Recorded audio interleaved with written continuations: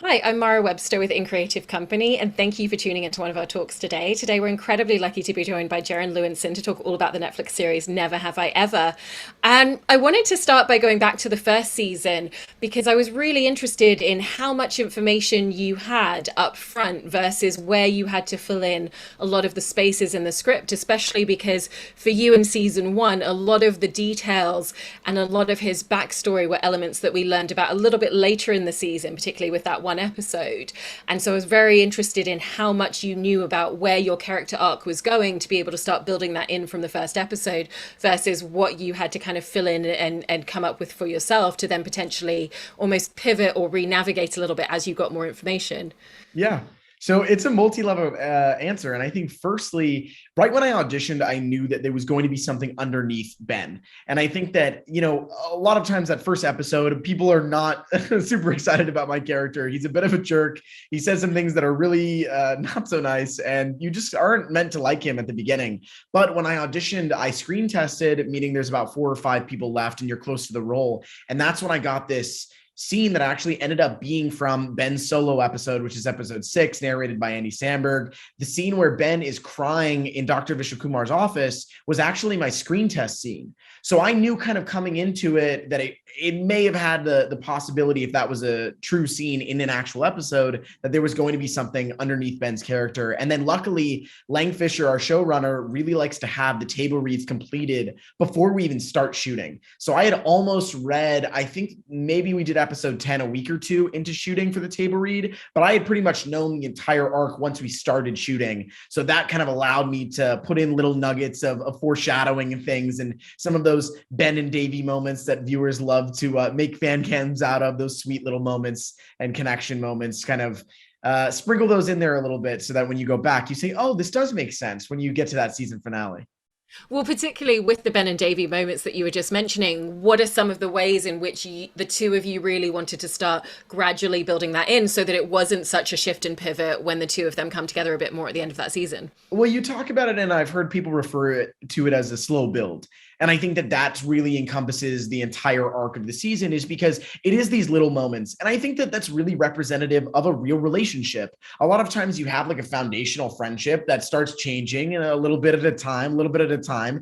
And then you have this one wake up moment where in that season finale, Ben ends up driving Davy to Malibu to kind of help her overcome her grief with her father and spread her dad's ashes. And afterwards, she realizes really how much Ben cares and how much he's done for her. And she ends up kissing him in the car. And when that happens, Ben's like, oh my gosh, all of these feelings are coming rushing to my head. And he kisses her. And it's this really sweet, genuine moment of connection that they had been slowly building for years and years. There's flashbacks throughout the season that Ben and Davy have been rivals since they were children, like first grade spelling bee and things like that, all the way through up into high school. And I think that a lot of times you have these little rivalries, but then you start to kind of revere those relationships a little bit and kind of build that connection from there and realize that you guys are really similar. And if you take it to the next level, it might be pretty awesome.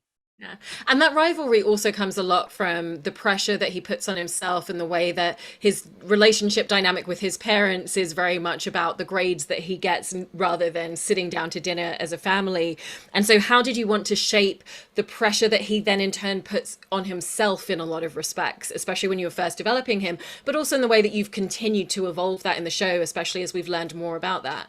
Yeah, for me, I'm a psychology major at USC, and it's a lot about understanding the psychology of that upbringing and then what that upbringing means in turn for his relationship. So for me, it's a lot about projection. I think that a lot of Ben's insecurities come from feeling abandoned and alone and unvalidated and not having that attention and that warmth. So a lot of times when he's loud and brash and name drops, it's because he's trying to feel seen. He's trying to feel important. He's trying to feel valued, but he just doesn't quite know how to do that. And sometimes that comes off as, a little bit annoying, or like people call it Ben Grossi, where it's just like, why are you talking like that? Like, just be normal, be genuine, be kind, which we do see later when he settles down and oftentimes has one-on-one moments with Davey. That's where some of that projection drops and he kind of allows those walls to come down. And you see that he really is a genuine, kind and caring boy. He just has trouble showing people that side of him because he tries with his parents and they shut him down. And then when you have that negative reinforcement where every time you try to open up from the people that are supposed to love you the most, they shut you down, it does have a tremendous effect on a young man's upbringing and the way that he interacts with other people. So Davy is really great in helping him kind of turn that bad behavior around and allow people to see him for who he really is, which is actually a really great kid. And to that point, you've really beautifully crafted the vulnerability into him. And even early on, we started to see snippets of it. And then as he opens up to Davy, we see so much more of it as the episodes progress throughout the show. And so I just wanted to talk a little bit about the ways in which that's always a conscious thing for you in your performance and how you think about what situations would cause him to let his guard down and let those walls down a little bit more as you continue to explore him. Absolutely. It's really about those thoughts that drive actions and behaviors and relationships for Ben. I think that for me, the biggest kind of period of growth in terms of learning my character and really understanding the complexities behind him was in Ben's solo episode. It's narrated by Andy Samberg, and it's through Ben's eyes. It's his viewpoint. He is his own narrator. It's kind of a break from this reality of Davy's world. And we get to see Ben's home life. We get to see Ben's relationships outside of school. Like there's one scene that's one of my favorite in the entire series where Ben is so desperate for friends that he ends up meeting up with a Redditor from a subreddit who ends up being like a 45-year-old pedophile. And it's hilarious, but also it's heartbreaking because he's so devoid of friendship and kindness that he's willing to go out of his way to meet someone he's never met who ends up being a creepo just to have some sense of connection. So that always kind of builds in my mind, because in my mind, for especially as we go along and into season 2 as well, you're sitting and you're creating this character's world and it builds. You have these experiences just like real life because I want my performance to be authentic, that I oftentimes will think about those prior memories, those prior moments with Davy, those prior home life moments that I've either created that we have seen or that are just in my mind imagined because of how I would think that his life would kind of, be at home. So all of those things build more and more, and I just keep layering them on to my character to hopefully have the most authentic portrayal that I can. Did you do a lot of extensive backstory work in terms of his younger childhood, particularly because of everything that you were saying about the psychological element and really using relationship dynamics at home, the relationship with Davy from a young age as a lot of his driving factor? And if so, what's the way in which you really like to create that backstory and shape it for yourself? Yeah, I think that for me, the biggest thing was, again, his parents. I think that that's where a lot of his insecurities come from. You have an absentee father, which for a young boy, like I know for me, role models have been so important for me my entire life. Like my dad is like my hero, and I played football in high school and growing up, and I was very involved in sports. So I always had strong male role models. And I think that for Ben, he didn't have that. And growing up and you're seeing, it's like, I've had some memories that I've created where it's just like, oh, you think about, say Ben got first place in a academic competition and he goes to show his father and his dad's just like, oh, great. I'm busy. I'm working. That small little moment ends up meaning a tremendous amount in this psyche that you end up kind of developing over the years. It's like, wow, nothing is good enough. I'm not important. None of my accomplishments matter. And when you slowly add on, again, the little things, the same with romance, where the little things matter, the same thing for a young man's identity. The little things make a big difference. And when his mom is dismissive and goes on retreats, like she talks about in episode 6, where they leave him alone on birthdays like they did, and they said, oh, here's $1,000, throw a party. Okay, well, what if he wanted to spend time with his family and to feel like he mattered in this upbringing? But for that, those things pile on. And that's really what kind of helps me understand his life is those small little moments throughout his ages that eventually culminate into this projection and pain. Yeah. And I love that you were bringing up the Andy Samberg narration from that episode in season 1, because the narration in the show is so excellent and it's Yes. exquisitely done and has so much, it's got so much character and personality, but it also gives so much character detail. And so did you find that when you were looking at the scripts for that episode that there were a lot of details that you were able to take from the narration that he was doing and use that to really shape elements on screen in your performance? Yeah, it's tremendously impactful because we also, when we do the actual scenes, they do read the narration for us. So it does help a lot of times tonally get into that headspace, because when you're, say you're just walking down a hallway, it's one of my favorite cuts. It's Ben is walking down a hallway after having like this horrible, time trying to get people to go to the Clippers game with him. He tries to have extra tickets. Everybody denies him and he just feels so embarrassed. But he's like, you know what? That's okay. He's got a big smile on his face because he's like, you know what? At least I can go with my dad. And he has a smile and it cuts. And that narration of like, this is going to be great. And then it cuts into Ben completely alone, devoid of the narration. And you just have that juxtaposition of having this really excited narration, this like hopeful energy to this hard cut of Ben sitting alone in this massive house by himself, waiting like a dog for his father at the door who never comes. And I think that, again, when you talk about the impact on someone's identity, it hurts. You try not to let it affect you, but we can see the pain in Ben's eyes, and we can see it later in the episode when he bawls his eyes out tremendously in Nalini's office. You can see that it really does affect him. And having that narration also, audibly kind of, for me, put those thoughts and those feelings into words that I can hear is really important for helping me understand another aspect, another level of those emotions. Yeah. And when it comes to the perspective of the show, the majority of it is told through Davy's perspective. And we're very much seeing Ben through her eyes and the way that she views a lot of his actions and behaviors. And how does that feed into the way that a lot of scenes are shaped when you're on set and everybody's thinking about even just the details of where's the camera going to be, where are we going to be looking, what's your character going to be doing based on Davy's perspective within the scene? Yeah, I think it's really important to keep that in mind. And especially we're lucky because we have that John McEnroe narration that's read aloud. So you do kind of hear Davy's inner thoughts.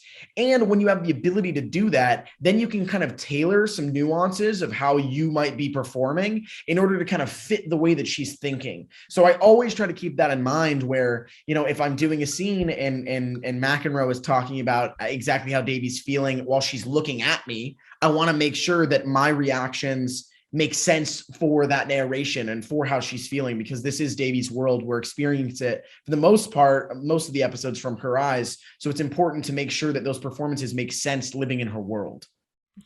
And in looking at the directors on the show, it's quite interesting because it seems like, for the most part, directors do at least two subsequent episodes. Yeah. And how does that really change the dynamic and the ability to build a different type of rapport, camaraderie, and shorthand amongst everybody as you're shaping a lot of scenes and character beats? Well, I think for me, I consider myself all the time to be like a sponge. I love absorbing new information, and the ability to work with different directors allows me to kind of understand different styles, how their mind works in terms of cutting and editing things together, and which, shots that they like to use. And really you learn so much from each director. And luckily we've had so many talented women who are incredible directors that I've gotten to work with, that I've done so many amazing things. And it's, really interesting to kind of see how everyone's brain works and to kind of absorb that information and then tailor a little bit of your performance from their styles. And I think that, Mindy Kaling and Lang Fisher, who are the creators of Never Have I Ever, have done such an incredible job at finding such high level, brilliant, talented, and also kind directors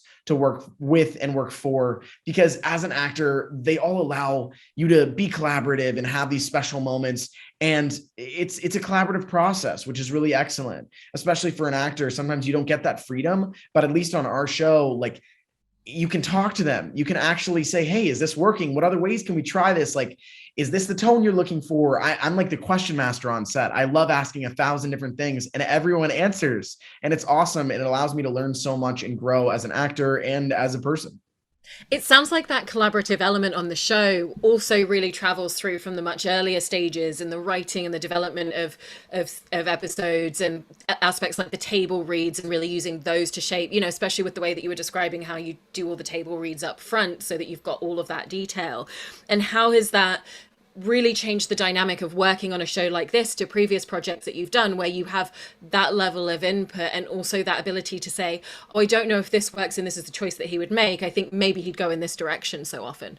It's honesty. And I think that it's championed by Mindy and Lang. I think that when you have two such strong, incredible, confident, brilliant leaders, it makes for a really positive set environment. It makes for, again, such a collaborative effort, because you have the ability as an actor, which a lot of times you don't, to say, I don't know if I feel like Ben would do this. Like, can we try it this way? We can always try. It may not work, but we can always try it different ways. Or sometimes they'll say, this probably isn't going to work, but try it with this tone. Or like Lang will give us certain notes, or Minnie will give us certain notes. It's like, who knows if this is going to work out, but you might as well give it a shot. So there's not a lot of pressure to have this perfect, amazing performance every time that's exactly supposed to be this one way, because it's not spontaneous then. But with us, it's always spontaneous. Every take is different, and it's exciting. It's enjoyable. It's amazing as an actor. And that's the dream, is to have every take be special and unique, which is, I think it shows in our show. It's a labor of love. And I think that every take is special and every scene is interesting and has nuggets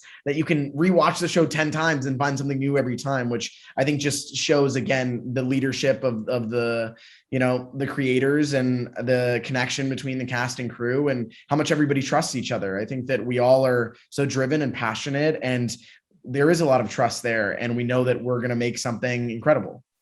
And with the fact that the table reads are such a pivotal part of the process for everybody, particularly the way that they're done, as you've been working on the second season and as you were shooting that, how did you find that that really enhanced a lot of the ways in which you started to understand even further layers of Ben as a character and a lot of the relationship dynamics with him and the other characters, especially as you and the cast started to develop a shorthand amongst yourselves and you started to also really know the other characters for how he would bounce off of them? Exactly right. I mean, when you have layers that you continue to add on, for me, season 2, I think is season 1 on steroids. I think that everything that you loved about season 1 is there, plus so much more. We dive into each and every character. Everybody gets something in season 2 that is interesting and fascinating, funny, witty, heartbreaking, all of those things. And when you continue to understand that world and you build on it more and more, you become more comfortable understanding the comedic beats, because you know exactly how your fellow actors are probably going to read it, and also what the writers were kind of looking for when they wrote it. So when you have that understanding, then you can even dive deeper in. It's like, okay, I understand all of that, but what else could there possibly be? And then you start to get these really incredible nuances that, some audience members may pick up on, others may not. You might not, it might be subconscious, who knows? But that's super fascinating as well, because again, every take is then unique and is built upon, and it helps that character arc, because then you have, without giving too much away, more and more moments that are super special and interesting because of situations from previous seasons and all of that kind of stuff. It's like real life. You are that person now. Yeah. And it sounded like in season 1 that one of the most challenging scenes was the one where Ben has the party and it's Ben and Davy and they're in the cinema, because there were so many different beats and emotions and things that really had to work and come together in that scene. Were there any scenes in this season that you felt really similar about, where it was like, we don't just have to land one or two things, we have to really figure out 6 or 7 different complicated elements, and if one of them doesn't work, then the entire scene doesn't work? Absolutely. I think that there's several. Immediately, like, several come to mind. I think episode 4 with Ben and Davy kind of having this really difficult moment where Ben explains the pain that he's gone through because of Davy's actions from the party, and how Ben exclaims that you followed him. And I think that that's a really important scene, because you have to have Ben obviously be upset and hurt and pained, but also you as an audience, like, I don't want people to turn against Ben because this is Davy's world, but also, like, you don't want them to turn against Davy either. And it's like, people make mistakes, but how do you go about showcasing that and not being biased, and also, like, but still understanding that, like, wow, these two people are hurt because of both of their actions and all of that kind of stuff. Then episode 10, there's a bathroom scene, which I think a lot of people are really going to enjoy. That scene is so difficult because there's so many underlying levels and nuances within that scene, where we did it so many times. When I first saw it, I was like, I have no idea what takes they're going to use or what's going to fit the best in this episode, because again, it's such a multi-layered, complex scene. That relationship is really difficult. We talk about building, and it's like, okay, well, Ben's navigating through this pain. Now he's got this new relationship with Anissa, but he still obviously cares about Davy, but also there's a little something else mixed in there, and I think that we see that, especially with that cliffhanger at the end. It's just like, wow, there's a lot here, and it's got to be right. What's the shorthand that you feel that you and Maitreyi have really developed from the amount of time that the two of you have spent working together, and the fact that it also really allows you to develop so many of those emotional complexities and undertones with each other now? I think that her and I are so close in real life. Our relationship is super strong. I like we don't hide it. It's obvious that we're like best friends in real life. And those moments are some of my most favorite because it's when I think I feel the most free. She's such a giving actress, and you can see in her performances and in reviews, she's brilliant. And I think that acting with her and trying to also give her so much to play with, that allows for so much creativity in those scenes. Those Ben and Davy moments, we call them, are at least some of my favorite, because a lot of times they really banter, that's really fun to play with those comedic beats, and sometimes they really just sink, and you have the ability to have such real in-depth, strong conversations and emotions that are really complex issues, whether it's grief, whether it's feeling lonely, whether it's heartbreak, or anything in between. Those moments are super special for our characters and for us as well. Some of the scenes that I really enjoy with your character as well, I feel, are some of the ones that you were touching upon earlier, where on the likability scale, it's a little bit lower for Ben, but when it comes to his relationship with people in a position of authority above him, and the fact that he clearly thinks that he knows more than everyone else in the room at every single time, but Yeah. you play the comedic beats of that so well. And so I just wanted to ask you a little bit about, particularly at the beginning, but also the evolution of that, really figuring out what you wanted his voice in those moments to be, and how you wanted to make sure that you lent into the comedy so that it didn't completely turn audiences off him as a character. Yeah, I think that it's like, he can't come across as a jerk because then no one's going to like him. But at the same time, like, especially in those Mr. Shapiro moments, I think that audiences, based again on the writing, I think the writing does such a great job in allowing me to kind of show that he's not necessarily a jerk. He just thinks that him and Davey both, I feel like, are like, Shapiro, what are you doing? Like, this is such a waste of our education. We want to get into Ivy Leagues. Like, you're a terrible teacher. Like, you think you're so woke and it's not helpful. Just give us a test with a textbook. And I think that that's the biggest part. Is Ben definitely thinks he's a bit superior, and I think Davey does as well in Mr. Shapiro's class. And we'll see in season 2 Ben interacting with different teachers, especially Utkarsh, who's Mr. Kulkarni. That English class, Ben does have this like academic superiority maybe over his classmates, but we definitely see a different kind of level of respect for Mr. K that I really loved getting the chance to play, because it's like, okay, Ben does have respect for his teachers, for his education, just not a lot for Mr. Shapiro. I think that Ben likes Shapiro maybe as a person, but I don't think that Ben necessarily enjoys those lessons.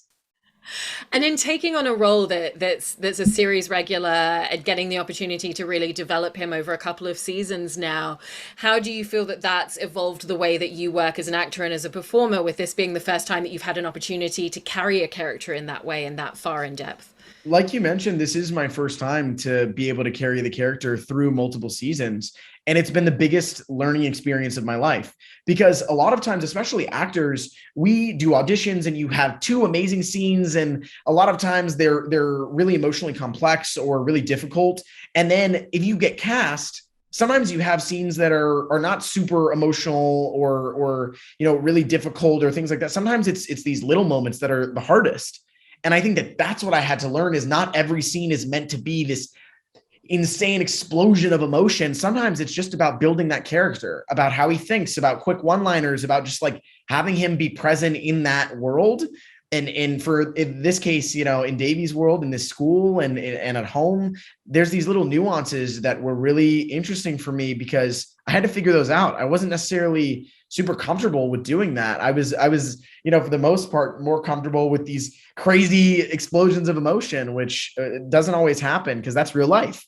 Not always are you going to be super emotional in everything that you do. Sometimes it's the little moments that really matter in terms of creating authenticity and honesty. So I'm still learning as I go, but again, the writing is just, it's done such an incredible job for me to be able to understand what writers are looking for, especially to notes by the directors, notes by Lang and Mindy.